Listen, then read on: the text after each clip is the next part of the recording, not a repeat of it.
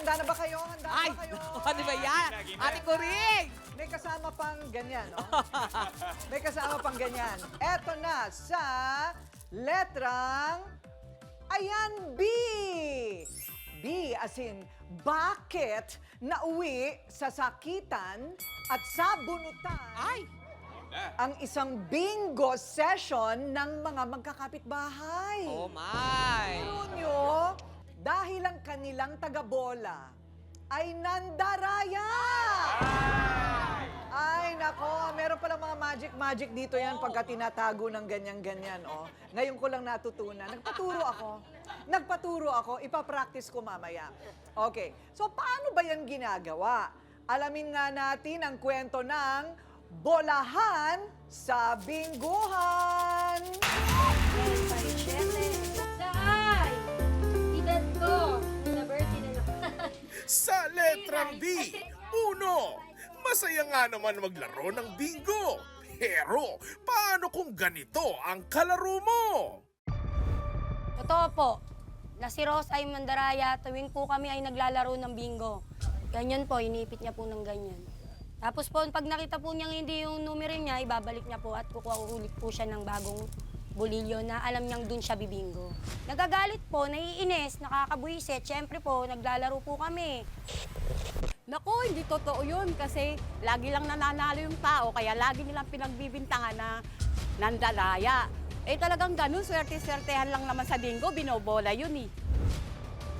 Sino nga ba ang nagsasabi ng totoo? Yung laging talo o laging panalo sa bingo?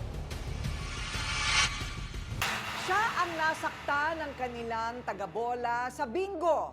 Liza, humarap ka na! Hello, Liza!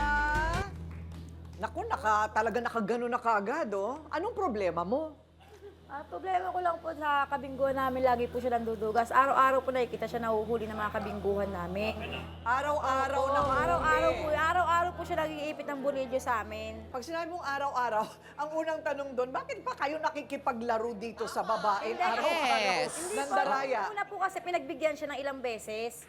Pinagbigyan po siya. Ngayon nagsumbo na ulit sa amin yung kalaro namin na paulit-ulit niya palang ginagawa yun. Ayun. Opo. Pero ang pinag-uusapan natin ngayon ay itong isang insidente na nalaglag yung kanyang Bolilyo po. tinatago.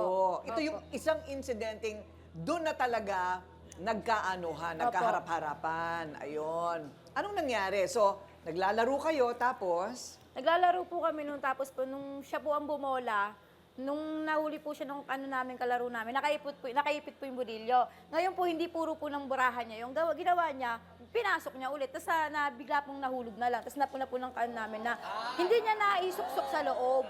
Hindi siya po nabisto. Dahil hindi po puro niya yung nabunot niya. Kaya binalik niya po sa loob ng bonilyo. Teka Hindi muna, po na-shoot, nahulog. Pero, hindi lang ikaw ang nakakita. Hindi lang Marami po, ang marami po. nakakita. Opo, yung mga kalaro po. So, maraming magpapatotoo. Opo. Ay, wala na. Talagang nandaya.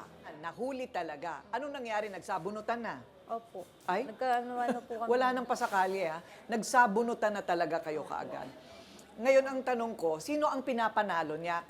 Karaniwan dyan, meron siyang kausap, o kunwari, ikaw ang mananalo, ha? Basta ito nabunot ko, ganito. Sino ang ipinapanalo Wala niya? po, siya po mismo bumibingo. Ha? Siya po mismo. Wala po siyang ano. Siya po mismo bumibingo sa araw na yun, pag nanduduga. Paano namang nangyari na nandaraya ka, tapos yung sarili mo ang parating nananalo? Opo, kasi po binubulot niya sarili niya puro sa bolilyo eh. Pero hindi ba, Donita, medyo nakakatawa naman yata yun?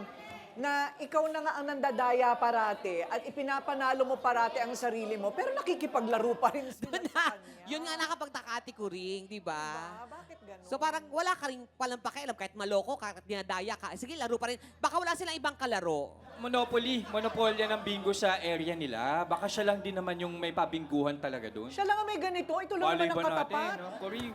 Ito lang naman ang katapat niyan at saka papel. Lapis, di ba? Baka naman pag nananalo siya nananalo, eh may nakukuha kang porsyento. Di ba? Oo, pwede ganon. Naku, kilala kita. Bata pa lang tayo, ganyan ka na. Totoo ba? Magkababata kayo? Ay, hindi po. Magkababata kayo. Kala ko naka-attend ka na rin ng bingguhan nila eh. Saan ba itong bingguhan na ito? Saan ito? Doon po sa Maynila North Cemetery po. Sa sementeryo kayo lahat nakatira. Napakagandang lugar. Wala ka naman pala talagang ibang makakalaro. Ano naman pala yun? Jessa, komedyante ka din ah. Okay, so wala kayong ibang kalaro kasi lahat sila'y patay na. Ayon sa estadistika, babae ang kadalasang nagsusugal. At nagbibingo. Yes. Particularly bingo. Bakit? Kasi ang bingo, yan ang pinakamadali at pinakamura, pinakamalapit sa bahay nyo, sa barangay na pwedeng puntahan pag wala kang ginagawa. Pero ito ngayon, ang isa pang research. Bawal pala ang bingo! Ay! Lagot. Bawal! Bawal! O, ayon sa isang presidential decree, pinatanong ko yan eh. Lahat ng uri ng pagsusugal na ginagawa sa labas ng bahay at may pustahan ng pera, magkano pustahan ninyo? 3-5 po isang card eh. 20 pataas. 20 pesos pataas. So yung makitaan dyan, mga magkano umaabot? Mga Pag nanalo 200 ka? plus. Ha? 200 plus. O yun na, di ba? O, minimum wage na yan sa ibang probinsya. Tama, So ibig sabihin, bawal yan. Yun. So ngayon, buko na tayo. Hindi nyo na mauulit yan, babantayan na kayo ng barangay. Pwera na lang kung kalaro nyo rin yung barangay captain nyo. Yun lang.